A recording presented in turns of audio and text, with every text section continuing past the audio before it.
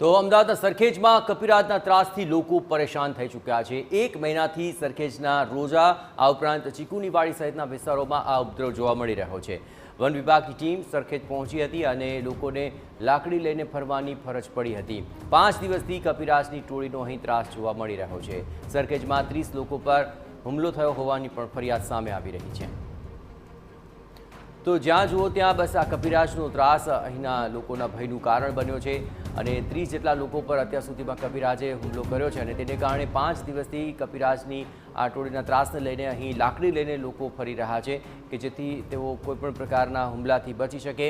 પરંતુ સરખેજ અને તેની આસપાસના વિસ્તારોમાં 5 દિવસથી આ કપિરાજનું એક ટોળું અહીં આવી પહોંચ્યું છે અને તે અહીંના સ્થાનિક લોકોને પરેશાન કરી રહ્યું છે અને એ જ કારણ છે કે 1 મહિનાથી સરખેજના રોજા ચીકુની વાડી આ સહિતના વિસ્તારોની અંદર આ કપિરાજોનો ત્રાસ દિનબદિન વધી રહ્યો છે। વન વિભાગની ટીમ પણ આ વિસ્તારોની અંદર પહોંચી હતી અને તેમણે આ કપિરાજના ટોળાને હટાવવાનો પ્રયત્ન કર્યો હતો, પરંતુ હજુ પણ લોકોને આ સમસ્યાનો સામનો કરવો પડી રહ્યો છે।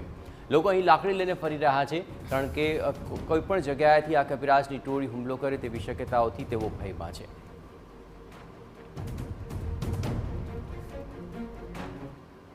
રાજમાં વધુ વિગતે વાત કરવા માટે જોડાઈ રહ્યા છે TV9 સંવાદદાતા રોનક। આખરે કેટલા દિવસથી આ કપિરાજોના ત્રાસનો સામનો લોકો કરી રહ્યા છે, તેનાથી બચવા માટે આખરે શું ઉપાય છે અને વન વિભાગે અત્યાર સુધીમાં આવીને શું કાર્યવાહી કરી? રોનક,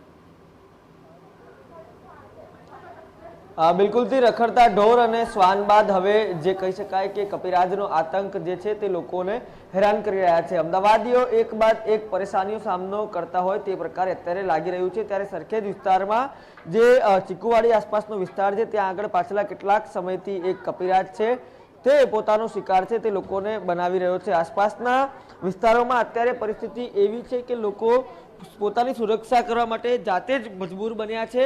વારંવાર ફરિયાદો કરવા છતાં પણ અત્યાર સુધી કોઈ નિકાલ ન આવી રહ્યો હોય તે પ્રકારે લાગી રહ્યું છે અને સ્થાનિકો જાતે જ લાકડી લઈને અત્યારે પોતાના ઘરની આસપાસ અથવા તો જે પણ રોજિંદા કામ હોય તે કરવા મજબૂર બન્યા છે। રમેશની જેમ દરેક બાબતોની ફરિયાદો કરવામાં આવે છે, વન વિભાગથી લઈને અનેક બાબતોને તેની જાણ કરવામાં આવે છે, પરંતુ હજી પણ જે પ્રમાણે આપણે TV9ની સ્ક્રીન પર જે દ્રશ્ય જોયા, જે વાનર છે તે પણ આસપાસના વિસ્તારમાં ફરી રહ્યો છે। ત્યારે શું છે પરિસ્થિતિ, સ્થાનિકો સાથે વાત કરીશું। શું નામ છે તમારું, શું સ્થિતિ છે અત્યારે અહીંયા? અનીસ, મોહમ્મદ અનીસ। અમે સવારે 7 વાગે જ્યારે અમે નીકળીએ ને બાળકોને સ્કૂલે લઈએ, અમારે બીક એવી લાગે છે અમારે લાકડી લઈને ઠેઠ નિહાળે મૂકવા જવું પડે છે। રસ્તામાં વાંદરો હોય બહુ ત્રાસ છે, 10 થી 15 જણને કરડી ગયું છે। તમારે રોજ અમારે સવારથી આ પોઝિશનમાં અમે નીકળીએ છીએ। અચ્છા, ખાસ કરીને જ્યારે આ પ્રકારની પરિસ્થિતિ અત્યારે અહીંયા ઊભી થઈ છે, કોને કોને ફરિયાદ કરી છે અને અત્યારે શું કામગીરી અત્યારે ચાલી રહી છે અહીંયા?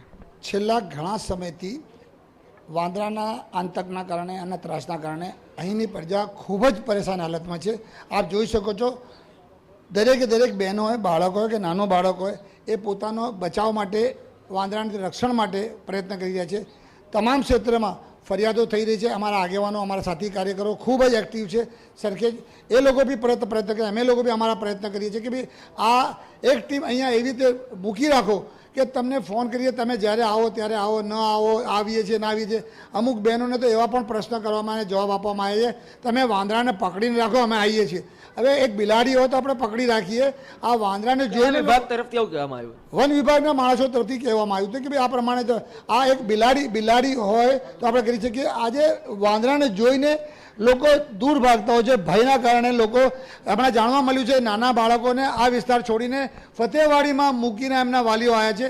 એટલે આ દશામાં ભયમુક્ત થાય તેના માટે વન વિભાગ અહીંયા એક્ટિવ રહે।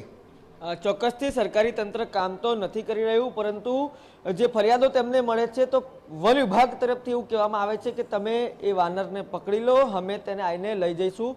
આ પ્રકારે જો થયું હોય તો તે કેટલા અંશે યોગ્ય છે તે ખૂબ મોટો સવાલ છે, પરંતુ આ તમામની વચ્ચે હજુ પણ એ વાનર છે તે આસપાસના વિસ્તારોમાં ગસ્ત લગાવી રહ્યું છે। વન વિભાગની ટીમ પાછળ ચાલે છે, પરંતુ હજી સુધી પણ તે વાનર જપ્તામાં નથી આવ્યું અને હજી પણ જે લોકો ભયના ઓથાર હેઠળ જીવી રહ્યા છે, તમામ લોકો પોતાના હાથમાં લાકડીથી લઈને અન્ય જે બાબતો છે તે લઈને પોતાનું રક્ષણ અત્યારે કરી રહ્યા છે।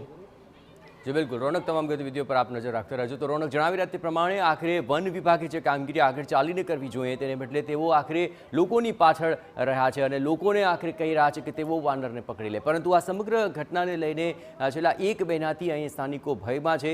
લાકડી લઈને આખરે દરરોજ બહાર નીકળવાનું મુનાસિબ માની રહ્યા છે. તેમના બાળકો ભયભીત છે અને અહીં આ વાનર ટોળી જે આવી ચડી છે તે લોકોને પરેશાન કરી રહી છે.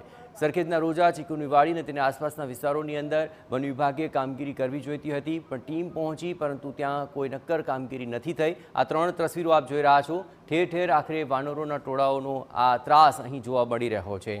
આખરે બહાર નીકળતા લોકો હાથમાં લાકડી લઈને બહાર નીકળી રહ્યા છે કે જેથી તેમની પર જો વાનરો હુમલો કરે તો તેમનો તેઓ સામનો કરી શકે. વન વિભાગને ફરિયાદો કરાય, રજૂઆતો કરાય, પણ વન વિભાગ તરફથી કોઈ નક્કર કાર્યવાહી નથી કરાય અને તેને જ કારણે આ વિસ્તારની અંદર આ કપિરાજોનો ત્રાસ દિન વધી રહ્યો છે અને લોકો ભયના ઓથાર હેઠળ જીવી રહ્યા છે. સ્થાનિકોની માંગ છે કે આખરે વન વિભાગ નક્કર કાર્યવાહી કરે, આ વાનરોને અહીંથી હટાવે. જે ઉપદ્રવી કપિરાજો છે તેમને પકડીને અહીંથી દૂર જંગલમાં છોડી લેવામાં આવે, પરંતુ વન વિભાગ તરફથી આ કાર્યવાહી કરવામાં નથી આવી.